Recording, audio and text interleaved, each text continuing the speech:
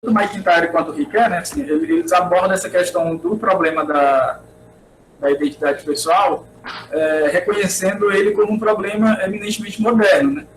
Embora você tenha em autores clássicos, como Platão, Agostinho, né, alguns indícios dessa reflexão sobre a identidade pessoal, é somente na modernidade, a partir de Descartes e Locke, né, que você vai ter o problema da identidade pessoal aparecendo com toda a força, né? Então, esse é o primeiro recorte que eles fazem, que os dois concordam ali, né? Que é a partir desse recorte que se coloca essa questão da identidade pessoal, né? E aí, esse problema é colocado pelo Descartes, depois é trabalhado com mais detalhes pelo Locke, né?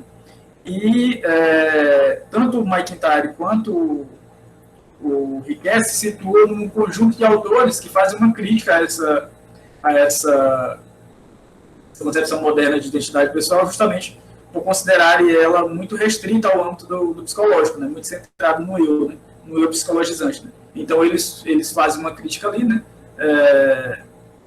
Para pensar a identidade pessoal do ponto de vista de uma identidade narrativa. Então, o texto pretende retomar basicamente essa crítica e apontar o andamento dela. Né? O McIntyre, que é o primeiro que eu abordo, né, por uma questão cronológica, né, apresenta uma concepção de identidade pessoal a partir de 3 elementos interrelacionados, né, dentro das diversas tradições com as quais ele dialoga, né, que são os conceitos de corporalidade, de temporalidade e de narratividade. Né. Ao contrário das concepções modernas, né, ali lockeana e cartesiana, né, o McIntyre parte da ideia de que a identidade humana é primariamente uma identidade corporal, né, porque o que está em dúvida, o que está em debate ali é o que constitui, né, a identidade de um indivíduo, como é que ela se mantém ao longo do tempo, como é que você reconhece a pessoa como sendo a mesma, enfim, para além das diversas questões que envolvem, por exemplo, a passagem de tempo, a questão da própria identidade psicológica, né, a permanência da psique, né, em termos de reconhecimento, a memória, enfim, uma série de questões. Né. Então, o McIntyre acredita que parte desse pressuposto de que, antes de qualquer coisa, a identidade corporal, a identidade pessoal é basicamente uma identidade corporal, porque é o corpo, né, uma espécie de suporte, né, a partir do qual você pensa as demais questões. Né? Ele diz, McIntyre afirma que o ser humano não tem um corpo, mas que ele é corpo, pois ser uma e a mesma pessoa consiste em parte em ter um e o mesmo corpo. Porque, como afirma Aquino, eu sou e não apenas tenho um corpo, embora um corpo informado por uma alma, parte de uma e a mesma pessoa ao longo parte de ser uma e a mesma pessoa ao longo desta vida corporal é ter um e o mesmo corpo. Que para o filósofo não se trata apenas do fato de que o corpo humano é um corpo animal com identidade e consistência do corpo animal, mas que a identidade humana é primariamente, ainda que não unicamente, corporal e, portanto, uma identidade animal. Né? Então, o corpo é o primeiro elemento aí que o McIntyre traz nesse sentido de afirmar um elemento diferente da concepção moderna de identidade pessoal. E aí a relação corpo e mente, né? Assim, na medida que as teorias modernas centram exclusivamente na mente, né? O McIntyre entende que a mente ela é a mente do corpo, né? Ela é uma mente corporificada, né? Inclusive, partes essenciais dos processos mentais só são possíveis para o corpo, né? Então não existe por exemplo, a ideia do experimento lá do cérebro na Cuba, né? Não existe mente sem corpo, né? E a mente é um corpo informado, né? Então ele retoma, inclusive, uma tese interessante do próprio Tomás de Aquino, né? Que embora seja um metafísico no sentido forte, né? Que acredita, por exemplo, na ideia da continuidade pós-vida, né? O Tomás de Aquino parte da ideia de que essa continuidade só é possível por causa da questão corporal, né? A mente é sempre uma mente de um corpo, né? Uma mente corporificada. Né? E aí o corpo, além dessa questão, o corpo também envolve uma dimensão expressiva, né? Que tem muito a ver com a relação social, né? toda a nossa comunicação é uma comunicação expressiva, né? E é nessa relação com o outro que a nossa identidade também vai se construindo. Você não se reconhece só no sentido de que você tem uma singularidade, né? Parte da constituição dessa singularidade é desse processo seu de troca com os outros, né? Então, nós vamos nos constituindo na medida que o outro também vai nos reconhecendo, né? Então, quem é Elielton, né? Parte da resposta a essa pergunta eu só consigo me dar na medida que eu vou me relacionando com vocês, né? Eu nem me chamo de Elielton para início de conversa, né? São vocês que me chamam, né? Então, é nessa relação com os outros, né? Com a dimensão social, né? Desse corpo, nessa relação com o entorno social, que vai construindo ali a identidade dele propriamente, né?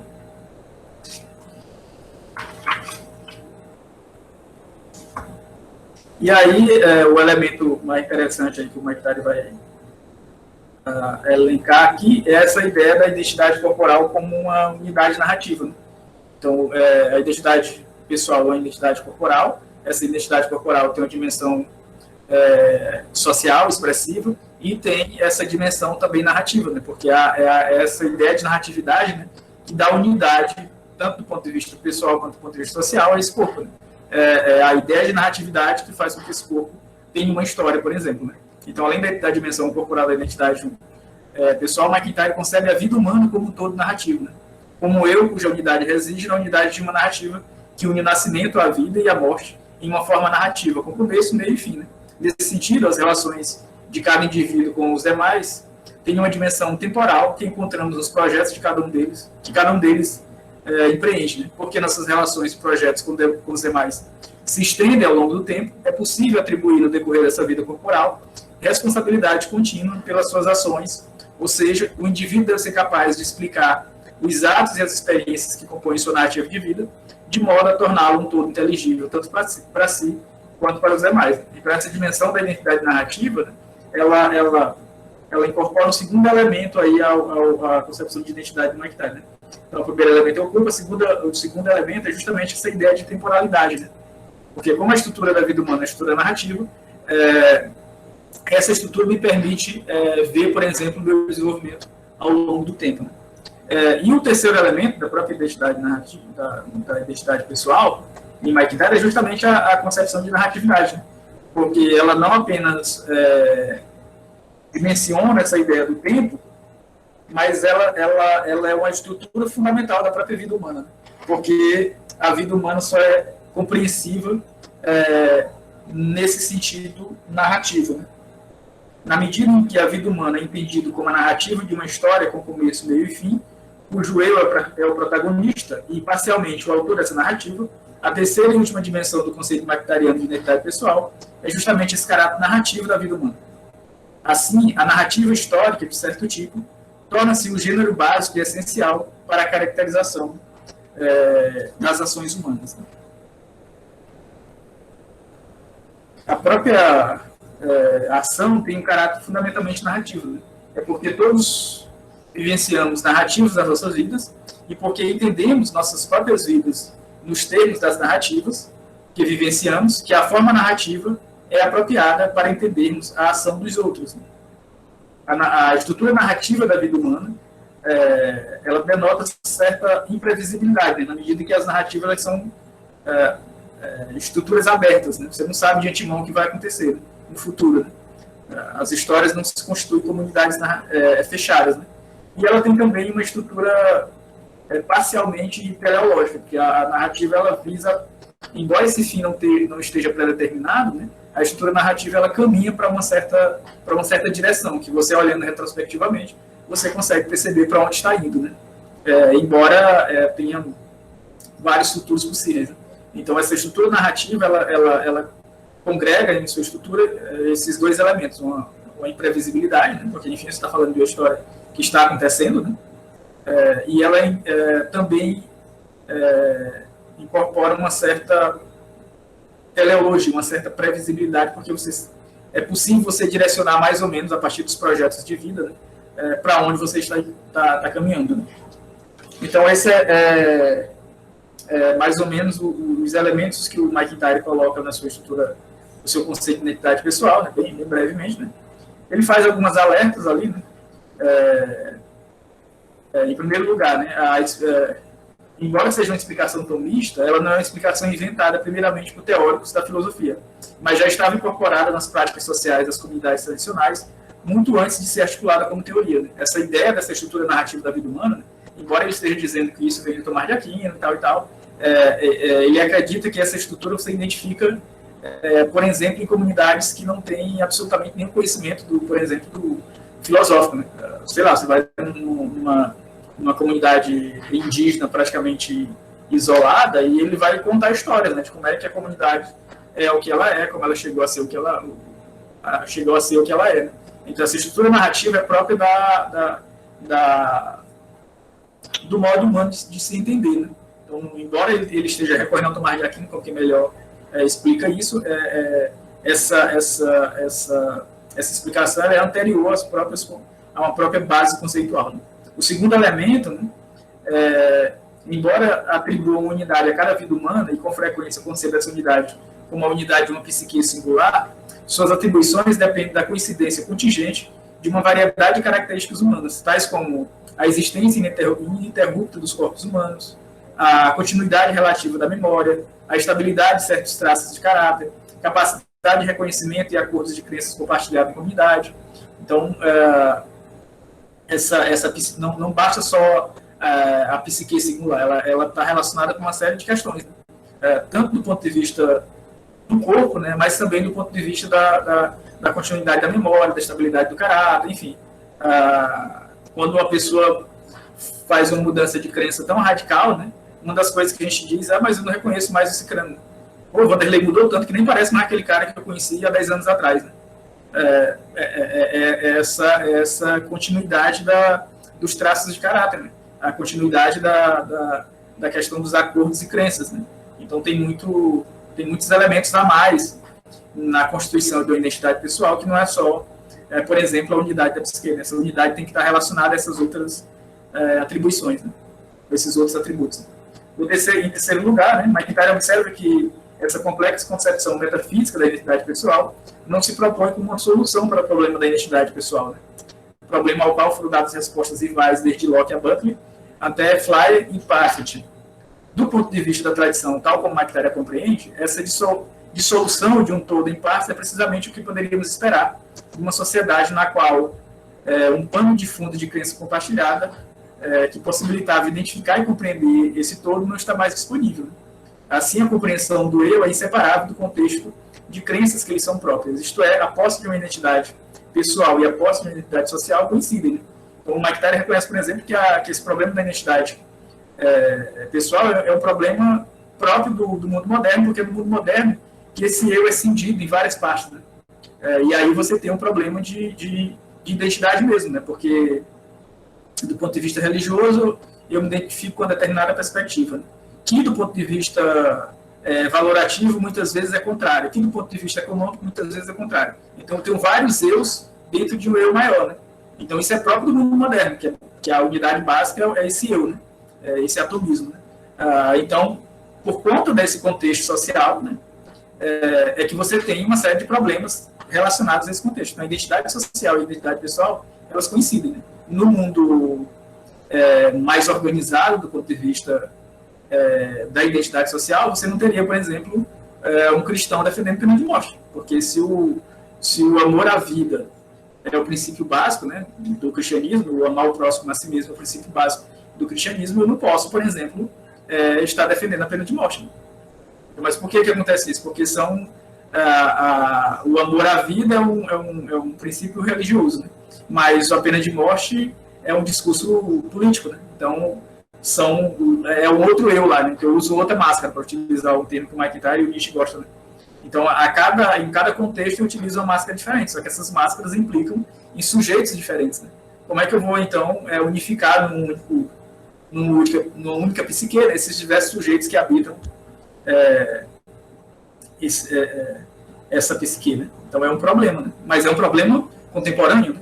Moderno. Né? Os antigos não tinham esse problema porque eles tinham uma unidade narrativa ou crenças partilhadas mais amplas que não permitiu que tivesse um eu tão cindido assim, né?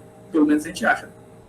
Em quarto e último lugar, né, o conceito de identidade pessoal pressupõe um tipo de comunidade cuja prática cotidiana de um de seus membros expresse também as afirmações e ações da vida compartilhada dessa comunidade. Esse tipo de comunidade, que remete a formas institucionalizadas de investigação, tal como as compreendia Platão, Agostinho e Tomás de Aquino, tem ao menos 4 elementos comuns. Né? E aqui aqui, por exemplo, que o contexto contemporâneo se diferencia dos antigos. Né? Então, nessas formas institucionalizadas que Platão, Agostinho e Tomás de Aquino expressavam, né? Você tinha, por exemplo, uma concepção de verdade, além das verdades particulares que as ordenam. Né? Você tinha uma concepção mais forte de verdade. No mundo contemporâneo a gente não tem. Né? Uma concepção de uma série de sentidos, à luz do qual expressões a serem julgadas verdadeiras ou falsas e colocadas dentro desse ordenamento devem ser interpretadas. Né? Você tinha uma concepção de investigação também partilhada. Né? Uma concepção de uma série de gêneros de expressão, né? Dramático, lírico, histórico e similares, por preferência, e quais expressões podem ser classificadas, de modo que possamos, então, proceder estabelecendo o seu sentido verdadeiro. Então, você tinha os grandes gêneros narrativos que permitiam que você, por exemplo, fizesse hierarquização e classificação de ações. Né? E o contraste entre aqueles usos dos gêneros nos quais, de um modo ou de outro, a verdade está em jogo, e aqueles que são governados apenas por padrões de eficácia retórica. Né? Então, você tinha uma diferença, por exemplo, fundamental entre a retórica e uma concepção de verdade. Né? Pensa ali na discussão do Platão com os pré-socráticos, com os sofistas, por exemplo. Então, o Platão operava com a concepção de verdade em sentido metafísico, enquanto que os sofistas operavam com a concepção de verdade somente do ponto de vista da eficácia, né? Retórica para vencer um debate. Então, essas são características que o mundo contemporâneo não tem. Né? Então, esses são mais ou menos os elementos da concepção mictariana de identidade pessoal. Agora eu passaria para o Riquet, né?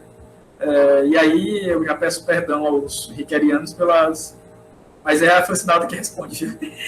Peço perdão pelo mau uso do Riquet. A ideia era a gente fazer uma síntese bem resumida da concepção do Riquet para poder fazer esse diálogo com o McIntyre. Então, o Riquet ele trata da identidade pessoal nessas duas obras, né? No tomo 3 do Tempo Narrativo, ele anuncia ali, né? E no Si Mesmo como Outro é que ele trata de forma mais detalhada. Né? O Vitor tinha falado numa das conversas anteriores, né? Que o McIntyre o Riquet muda a concepção de identidade narrativa de uma obra em relação à outra. Né? O Cláudio fez isso, fez uma análise dessa mudança ali detalhada, coloquei até aqui como nota, né? No trabalho dele. No Si Mesmo como Outro, que a gente vai analisar, explicitar aqui de forma mais detalhada, né? O Riquet começa dizendo que e aí, só antes de começar, é interessante você ver como a importância dos vocabulários filosóficos. Né? O Riquet está retomando a mesma discussão do McIntyre, o mesmo percurso do McIntyre, só que ele usa um vocabulário próprio. Né?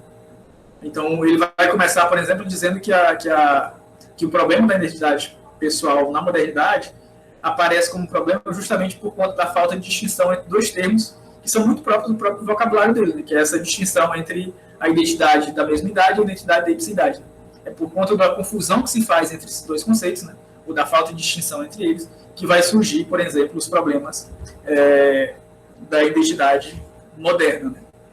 O termo mesma idade se refere à identidade idem, ao passo que a ipseidade diz respeito à identidade ipsem. Identidade idem e identidade ipsem. Eis que aquela se refere a características imutáveis, ou seja, são os dados que permanecem no sujeito, ao passo que esta diz respeito às marcas modificáveis, ao que estão em construção. Neste sentido, ipseidade não é a mesma coisa que mesmidade. E, por desprezar essa importante distinção, malograram as soluções dadas ao problema da identidade pessoal, que ignora a dimensão narrativista. Portanto, a distinção entre esses dois termos é fundamental, pois se trata de uma análise da permanência no tempo como o verdadeiro problema da confrontação entre essas duas versões da identidade. E aí, rapidamente, os conceitos de mesmidade e de ipseidade. A identidade da mesmidade, né, ela tem alguns conceitos básicos que estão relacionados a ela. Né? A mesmidade é um conceito de relação, e uma relação de relações. Ela é dita através de certas modalidades, a saber, a numérica, a qualitativa, a continuidade ininterrupta e a permanência do tempo. Aqui eu já vejo uma primeira diferença a respeito da abordagem do McIntyre, embora a gente possa fazer algumas relações, né, que é justamente essa análise mais detalhada e mais fragmentada desse primeiro momento da identidade da mesmidade. Né? Eu estava olhando o texto agora para fazer a apresentação de hoje, né? E o McIntyre, a primeira fase dele, ele era analítico, né? Mas o Riquet, nessa temática aqui, eu acho que ele foi muito mais analítico do que o McIntyre, né? Ao fazer essa, e aí é um elogio, não é uma crítica não, né? Ao fazer essas distinções mais fundamentais e mais detalhadas, né? Para a gente poder compreender a questão da identidade, né? E aí são essas distinções que ele faz aqui, né? Então a identidade da mesmidade está relacionada a uma identidade numérica, uma identidade qualitativa, né? A uma continuidade ininterrupta, né? E a permanência do tempo. Né? Entende-se por identidade numérica como sendo certa unicidade, né? Sem considerar a mudança temporal nas ocorrências do mesmo. Isto é, o sujeito constituído de uma única e mesma coisa. Né? Aí a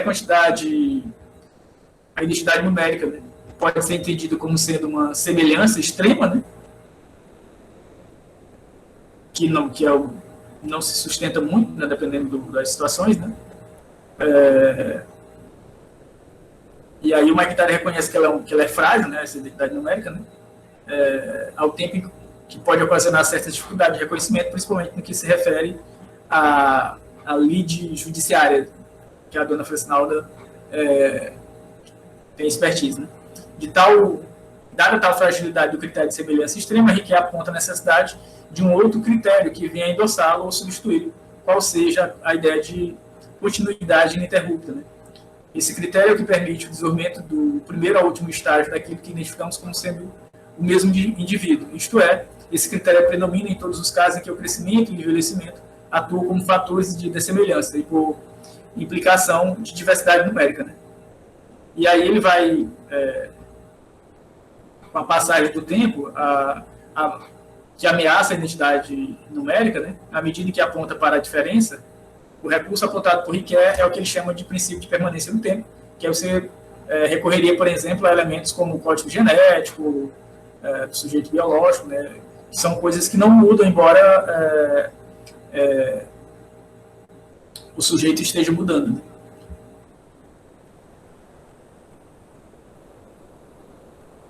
Aqui, só para avançar, né? Ele vai, então, gradativamente passando dessa ideia da identidade da mesmidade para a identidade da ipseidade. Né? Apesar de o indivíduo carregar em sua identidade traços que permitem reidentificar o que é dito, ser o mesmo, há uma forma de permanência no tempo que não é redutível à determinação do substrato, qual seja a ipseidade do si. Né? De fato, o indivíduo carrega tanto traços mutáveis como traços imutáveis, sendo que não deixará de ser o mesmo, apesar de haver mudanças com o passar do tempo. Eis a questão do entrecruzamento entre a ipseidade e a mesmeidade. A ipseidade é uma resposta à pergunta quem sou, diferentemente da resposta à pergunta que da mesmidade. E que elucida dois modelos de permanência no tempo, a saber, o caráter e a palavra cumprida. Né? São elementos muito próprios para poder a gente ver essa questão da permanência no tempo. Ambos têm em comum o fato de nos reconhecermos neles enquanto permanência da pessoa, ou seja, em ambos tendemos a reconhecer uma permanência que dizemos ser nós mesmos. Aí ele também relaciona a questão do hábito, né? Ao realçar os aspectos adquiridos do caráter, né? E que relaciona-os à noção de hábito na medida que este se dá por via dupla, né? O contraído e o já adquirido. Né?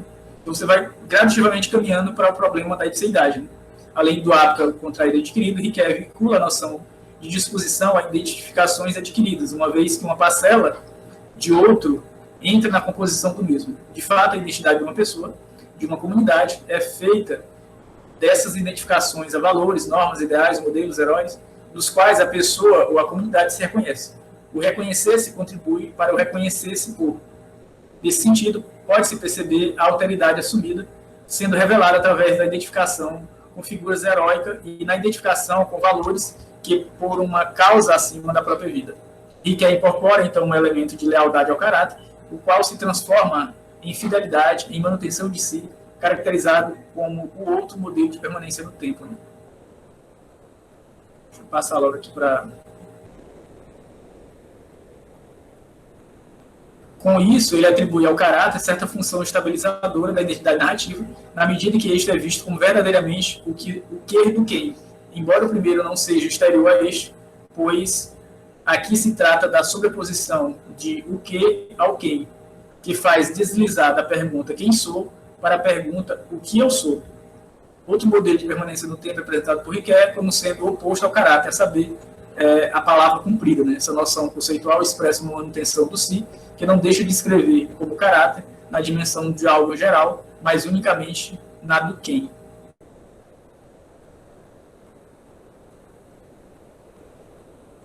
Assim, é precisamente nesse ponto que a mesmidade e a ipseidade param de coincidir. Aí, por conseguinte, dissolve-se a equivocidade da noção de permanência no tempo. O intervalo de sentido é aberto. Então, diante dessa oposição entre a mesmidade do caráter e a manutenção do si na promessa, sendo a temporalidade o lugar onde se deve buscar a mediação para tal intervalo. É esse, portanto, o ambiente que vem a ser ocupado pela noção de identidade narrativa, conforme ela se constitui como limiar entre mesmidade e ipseidade. O estudo da identidade narrativa pretende realizar duas tarefas, né?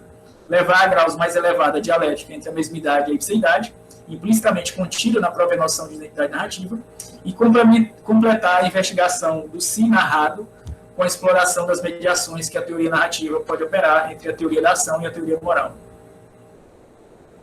E é que ele vem, né, ele pega do próprio Mike Tyson, essa ideia de concepção de identidade pessoal como identidade narrativa, né, em contraposição aos modelos modernos. Né, e Riquet, embora Riquet considere que o próprio Perifit transcenda o debate sobre os métodos de critério psicológico corporal, vinculado à reivindicação da identidade pessoal, esta reduz a pessoa à possessão de um cérebro e a um corpo, ambos manipuláveis, e desconsidera que tais experiências cerebrais são vividas por alguém, atribuíveis a alguém, elas são minhas experiências, ou tuas, ou dele. Né? Assim, o que Perifit provoca é uma espécie de crise interna à ipseidade. A crise consiste no fato de que a noção de pertencimento de minhas experiências a mim tem sentido ambíguo, a posse e posse. A identidade compreendida narrativamente revela-se por meio da dialética entre a mesmidade e a ipseidade e se alicerça no conceito de conexão de vida elaborado por Dilthey, que equivale a uma história de vida, e que utiliza dessa aproximação e desse conceito para discutir a articulação da teoria narrativista e da identidade pessoal. É essa pré-compreensão da significação histórica da conexão que a teoria narrativa da identidade pessoal tenta articular no nível superior de conceitualidade. E aqui vem os elementos próprios dessa constituição da identidade narrativa do Riquet. Né? A identidade narrativa necessita de um caráter, o qual é dado pela identidade da personagem, construída em conexão com o enredo, nesse sentido, e que afirma que o passo decisivo rumo a uma concepção narrativa de identidade pessoal é dada quando se passa da ação à personagem. O personagem é aquele que executa a ação na narrativa. A categoria de personagem, portanto, também é uma categoria narrativa, e seu papel na narrativa diz respeito à mesma inteligência narrativa do enredo. A estrutura narrativa dá sentido às práticas humanas, e esta está associada à expansão do campo prático, do qual se inserem as práticas e os planos de vida. Na esteira de Mike Tyson, Riquet entende por práticas as atividades humanas expressas por meio de unidades complexas de ação, tais como profissões, artes e jogos. As práticas têm suas regras constitutivas, cuja função é estatuir e regulamentar internamente o funcionamento daquela prática específica. E que chama de planos de vida aquelas unidades práticas amplas que designamos por vida profissional, familiar, vida de lazer, entre outros, que ganham forma graças ao movimento de vai e vem entre os ideais mais ou menos longínquos, que agora é preciso especificar, e a ponderação das vantagens e desvantagens da escolha de tal plano de vida no nível das práticas. Nesse sentido, a unidade narrativa de uma vida não é regida somente pela soma das práticas, de uma forma englobadora, mas igualmente por um projeto de vida, por mais incerto e imóvel que seja, e por práticas fragmentárias que têm sua própria unidade, na medida em que os planos de vida constituem a zona mediana de intercâmbio entre a determinação dos ideais diretores e a determinação das práticas. E aí aqui é um dos pontos que o Riquet se diferencia do McIntyre. Riquet vê na noção de identidade narrativa da vida um misto instável entre fábula e vivência. É precisamente em razão do caráter evasivo da vida real que ele reconhece que temos necessidade do socorro da ficção para organizá-lo retrospectivamente após os acontecimentos, mesmo que seja preciso considerar revisável e provisória toda e qualquer figura de enredo extraída da ficção e da história. Nesse sentido, é com a ajuda dos começos narrativos, com os quais a leitura nos familiarizou, que, forçando de algum modo a mão, estabilizamos os começos reais constituídos pelas narrativas, pelas iniciativas, bem como temos a experiência, ainda que inexata, do que quer dizer determinar um curso de ação, um segmento de vida. A literatura nos ajuda, de algum modo, a fixar o contorno desses fins provisórios. Riquet chama atenção para o caráter ficcional de uma história de vida, quando fixada por meio de uma figura narrativa literária. Narrativas literárias e histórias de vida, em vez de se excluírem, complementam-se apesar ou por causa de seus contrastes. Essa dialética nos lembra, portanto, de que a narrativa faz parte da vida antes de se exilar da vida na escrita. E aí a noção de identidade, de unidade narrativa de vida, está posta em relação com a perspectiva da vida boa, da qual a matriz ética, tanto para McIntyre quanto para Riquet, que define a sua própria ética como uma visada da vida boa, com e para outros em instituições justas. Aqui só para fechar o comum entre os dois, né? Ambos têm como horizonte crítico a concepção de identidade pessoal moderna, focada apenas em eventos ou estados psicológicos. Ambos chegam, inclusive, a fazer o mesmo percurso crítico, né? Analisando as propostas clássicas de identidade pessoal de Locke e Hume, e se detendo de forma mais detalhada na versão contemporânea do Derek Parfit, tido por eles como a mais promissora dessas propostas de natureza psicologizante, mas também por colocar novas questões acerca dos critérios de identidade restrita e das continuidades psicológicas da personalidade. Quanto ao aspecto positivo de seus projetos teóricos, né, sobre essa temática da identidade pessoal, McIntyre e Riquet situou a problemática da identidade no âmbito do prático, né, como parte de uma teoria da ação, e recorre ao modelo aristotélico de teoria da ação para pensá-la em seus elementos constitutivos. Como vimos, ambos apresentam uma concepção de identidade pessoal narrativista, fortemente ancorada na historicidade humana, em suas práticas sociais, nas histórias singulares que dão unidade às vidas. Né. Para McIntyre, por exemplo, o homem é, em suas ações e práticas, bem como em suas ficções, essencialmente um animal contador de história.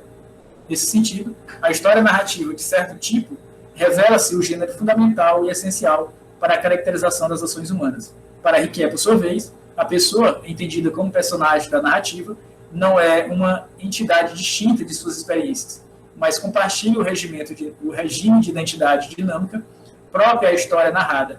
Ou seja, a narrativa constrói a identidade narrativa, construindo a identidade da história narrada.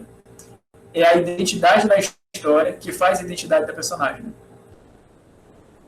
Nesse sentido, como nos lembra Cláudio Nascimento, né, Riquet reconhece a proximidade de sua teoria da identidade pessoal como identidade narrativa daquela proposta por McIntyre. Tanto para um como para o outro, nascemos em um mundo já dotado de sentido, onde a narrativa de nossas vidas se insere na vida de outras pessoas e vice-versa. Narrativa nas quais são apresentadas perspectivas sobre o mundo e a vida, sobre as relações interpessoais e constitui o pano de fundo, o ponto de partida para a avaliação ética. Não se pode discordar da centralidade da categoria de personagem em McIntyre e Riquet, da importância das práticas sociais como locus privilegiado para a apreciação ética, bem como a ideia de que a unidade da história de uma vida ganha um matiz narrativo com o conceito de unidade narrativa de uma vida proposta por McIntyre e seguida por Riquet.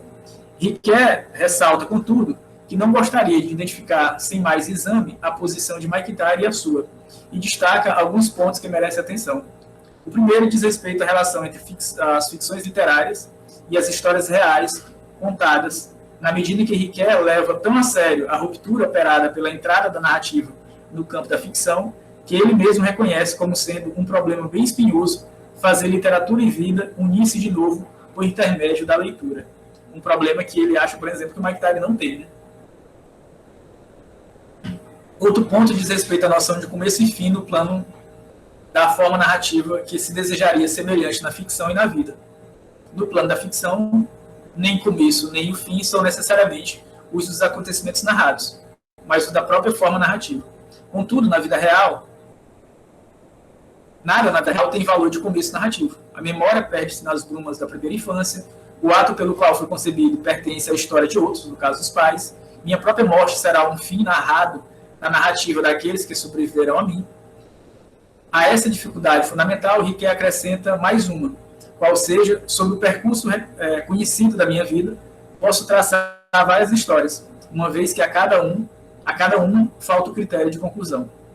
A dificuldade de fundo que Riquet quer apontar é o fato de que, enquanto cada romance expõe um mundo textual, que lhe é próprio, sem que na maioria das vezes seja possível relacionar com os enredos de várias obras, as histórias vividas por uns estão intrincadas nas histórias dos outros.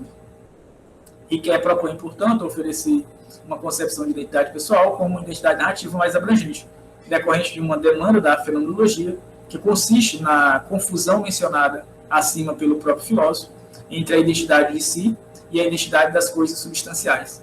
Nesse sentido, a identidade pessoal, como identidade narrativa, leva em conta os aspectos da variabilidade e diversidade que caracteriza a identidade e pseidade, frente à permanência do tempo como algo substancial e imutável.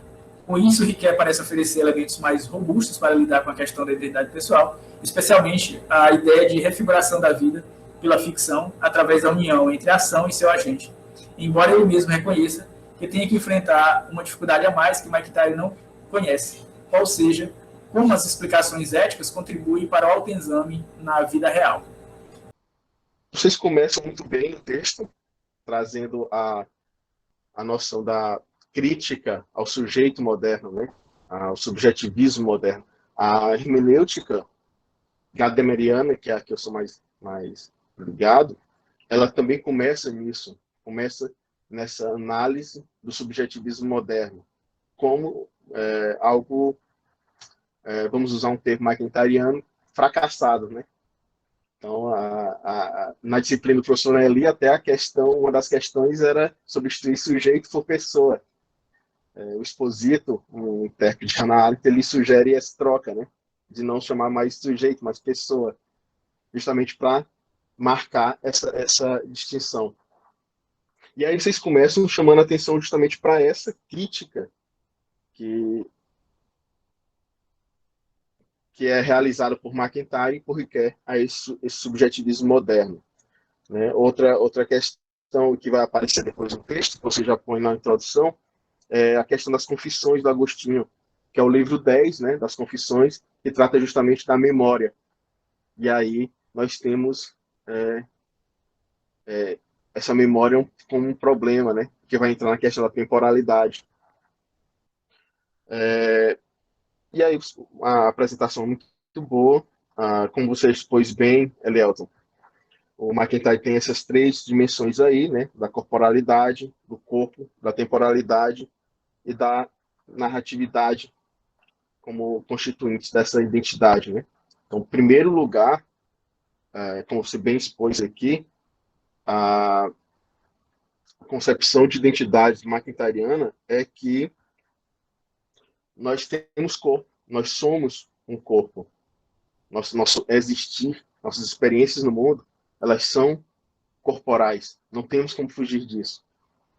Né? Então, isso aparece muito bem, você mostra, e aí temos um fio que podemos puxar para a ética, né? Do McIntyre, que é a partir dessa identidade corporal que vamos entrar nas vulnerabilidades, na responsabilidade. E aí tu tratou disso na tua tese também, dessa questão da responsabilidade ampliada, né? E que se relaciona com essa identidade corporal. Isso não foi muito bem exposto. Essa questão também do próprio fato de nós termos corpo, nós nos desenvolvemos, há uma noção aí de desenvolvimento, né? Que pode ser bem-sucedido ou mal-sucedido. Se uma criança ela sofre desnutrição, ela vai ser prejudicada nesse desenvolvimento. Então, há uma noção aí de um desenvolvimento adequado, né? O termo que McIntyre usa, que o Gunther Figalo também usa,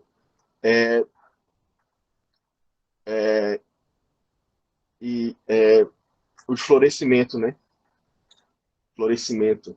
Então, há uma noção aí ligada a florescer enquanto ser humano e que é ligada ao corpo, a essa identidade corporal. Nós florescemos se somos saudáveis, se não sofremos abusos na infância, se não temos nenhum desvio de caráter mais acentuado, né? Se não somos psicopatas, etc., nem praticamos crueldade sistematicamente. E aí essa relação você mostra muito bem já no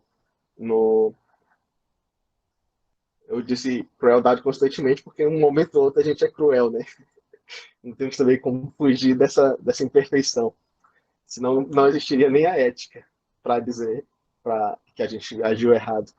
E aí tu retoma essa questão do Tomás de Aquino, que o McIntyre expõe, da mente no corpo, né? Que o subjetivismo moderno, Descartes separa ali, até tu citou o cérebro numa cuba, né? Que o Davidson também usa para mostrar como as crenças são independentes, seriam, né, de certa forma, independentes das experiências sensíveis. E aí, mas tu chama atenção de volta, ó, aqui nessa hermenêutica aqui, a pessoa, ela, uma mente num corpo, não há separação.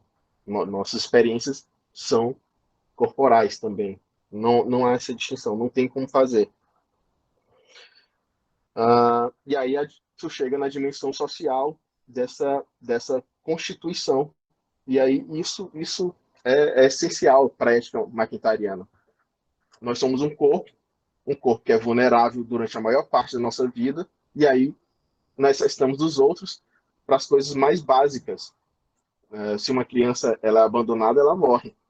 Então precisa que alguém a alimente. E aí entra a questão das relações sociais como constituidoras dessa identidade, né? Tu até cita um termo, eu anotei aqui, que é uma identificação entre a identidade pessoal e a identidade social, porque justamente por essa questão do corpo, né? Esse nosso corpo ele está para a própria manutenção básica dele, ele tem que estar em relação com os outros. Então a nossa identidade acaba sendo uma identidade social também. E aí tu até usou o exemplo do nome, né? Tu não se chama de Elielton, né? Os outros que te chamam, a gente não se chama. Os outros que identificam a gente por um nome, por exemplo. E aí tu chega na questão da dimensão, justamente da dimensão narrativa desse corpo, né? Ora, se o corpo se desenvolve, então há uma história a ser contada desse desenvolvimento. E aí tu não pôs claramente, mas o McIntyre ele usa, claro que para a gente que trabalha McIntyre já há muito tempo, é repetitivo, né? Algumas coisas que a gente tem que dizer, mas para quem está tendo acesso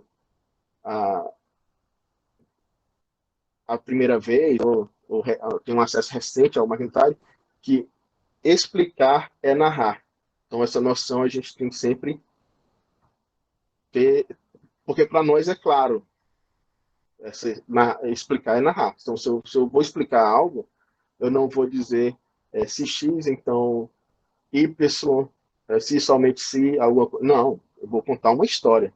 Para eu explicar, eu conto uma história. Então, se alguém chega para mim e pergunta por que você fez isso, ou se você vai fazer alguma coisa, e aí para eu explicar por que eu fiz isso, ou explicar por que eu irei fazer algo, eu tenho que narrar uma história, tenho que contar uma história. Então, essa narrativa aparece em McIntyre desde desse aspecto social mais básico, de explicar nossas ações para os outros, né? E aí isso fica claro quando tu fala justamente do pedido de explicação e da necessidade que a gente tem de oferecer explicações para os outros, né? Lá na página 98 fala disso, né? Do pedido de explicação. O termo grego é logon de donai, né? Esse prestar contas. O logon de donai, essa prestar contas das nossas ações, narrativa, das nossas ações para os outros.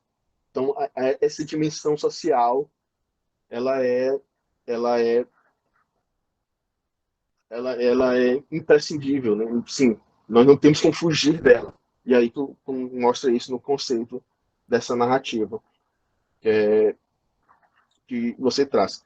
E aí algo que me chama a atenção, tanto em Bourdieu, ou tanto em McIntyre quanto em Ricoeur, é a influência que o Bourdieu exerce neles.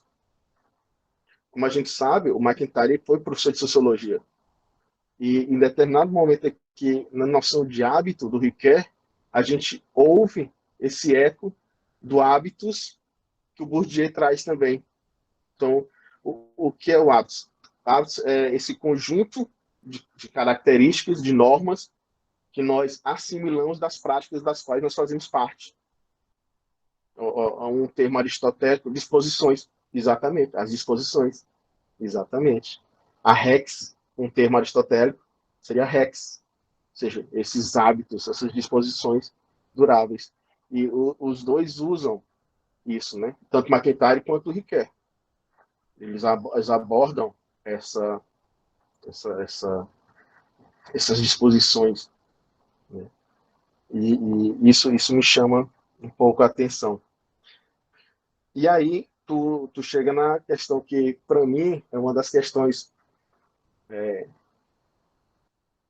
que vou dizer assim, mais gostosas da questão da narrativa do McIntyre, que é a imprevisibilidade. Ou seja, há um telos em todas as práticas sociais que nós participamos e na nossa vida. Há um telos. Mas a gente pode não cumprir o telos.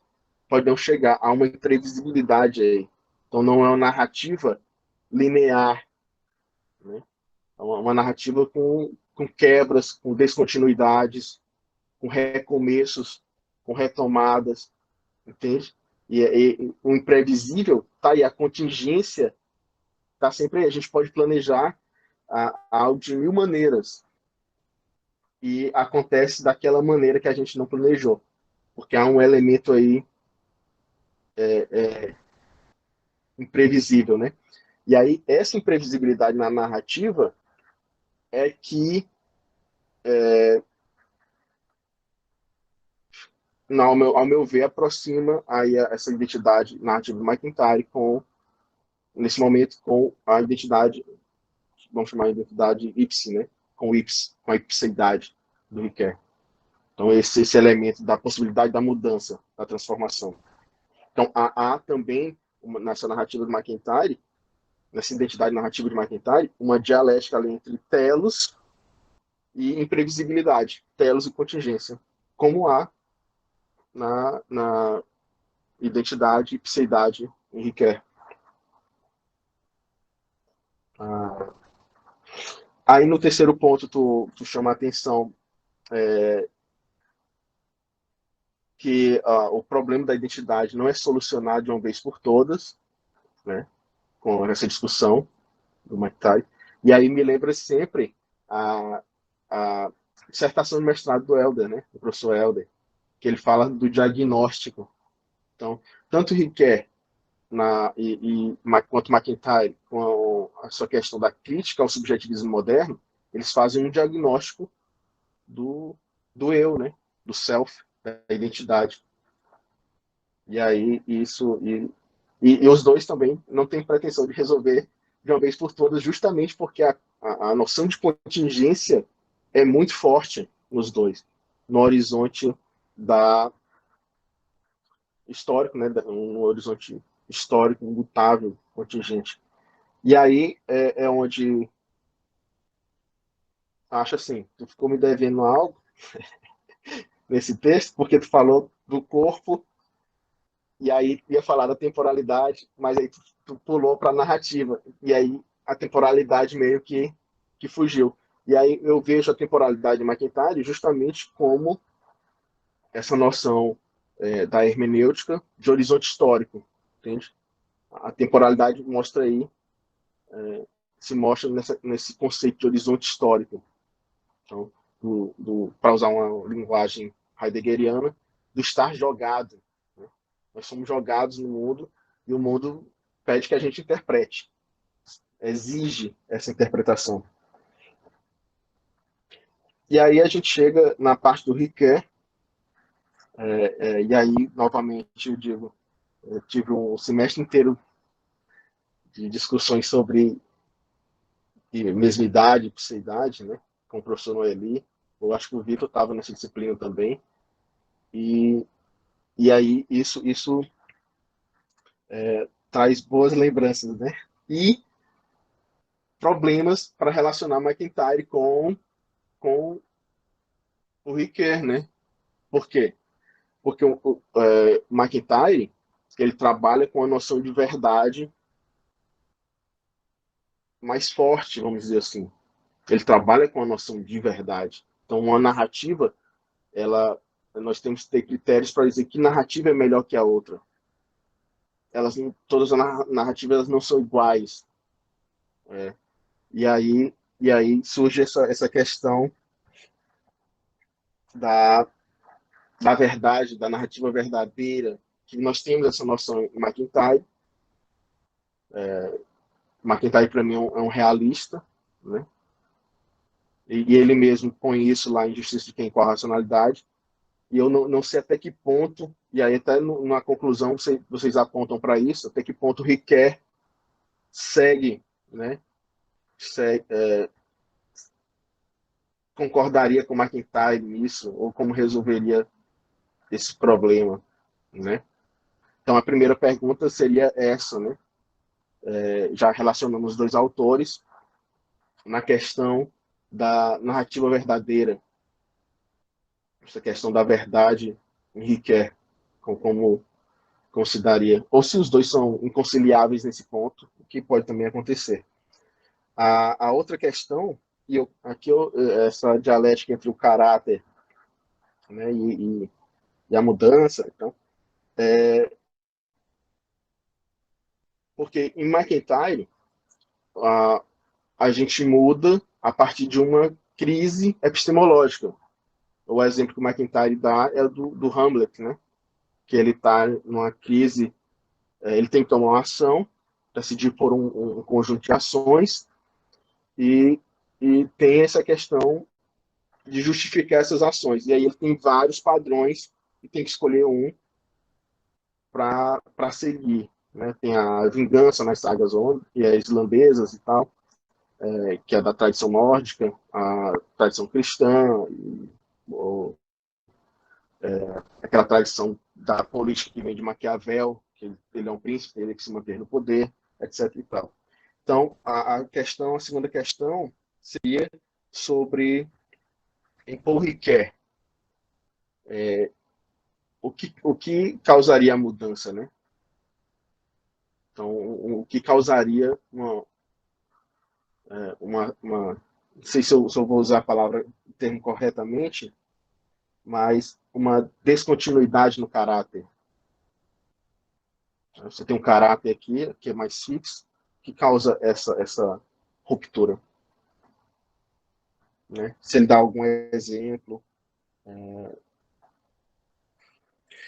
Porque aí tu falou também da questão do contexto, eu acho que isso é, não sei se vocês, né, na verdade, você e a Francina, questão do contexto,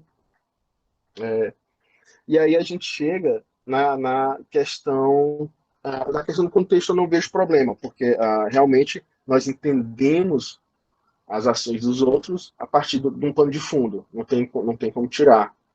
Isso, não tem como escapar disso. Nossas ações, elas não são transcendentais, né?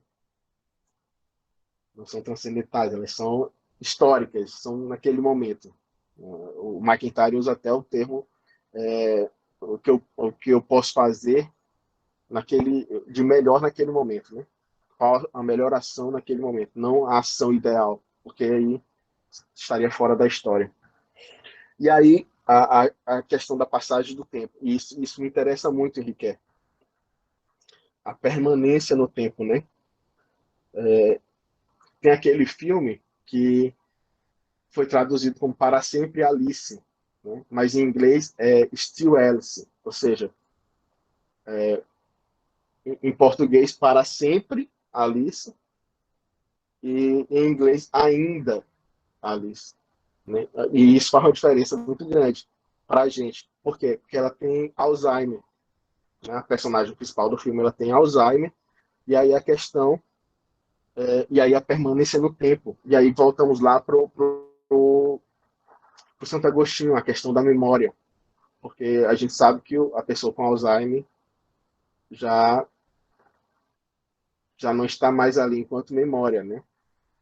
Eu tenho uma tia que ela tem Alzheimer e, e às vezes assim, é um looping eterno, né? Ela fala a mesma coisa várias vezes. E aí essa questão,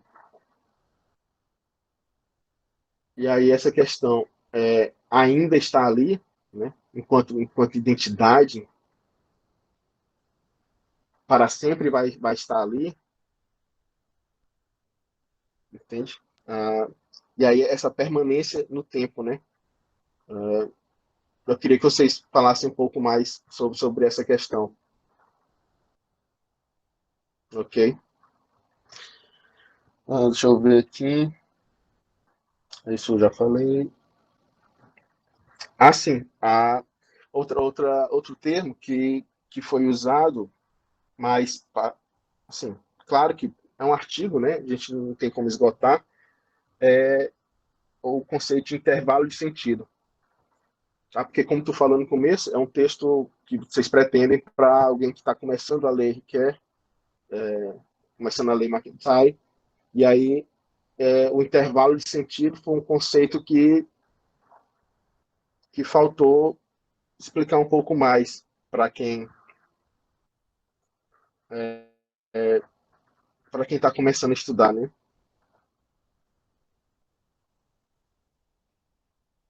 Isso. E aí tem lá na página 104, vocês escrevem assim: todavia, tanto o hábito contraído quanto o hábito adquirido tem uma significação temporal evidente. O hábito confere história ao caráter, mas é uma história na qual a sedimentação tende a sobrepor-se à inovação que a precedeu e, em última instância, a aboli-la.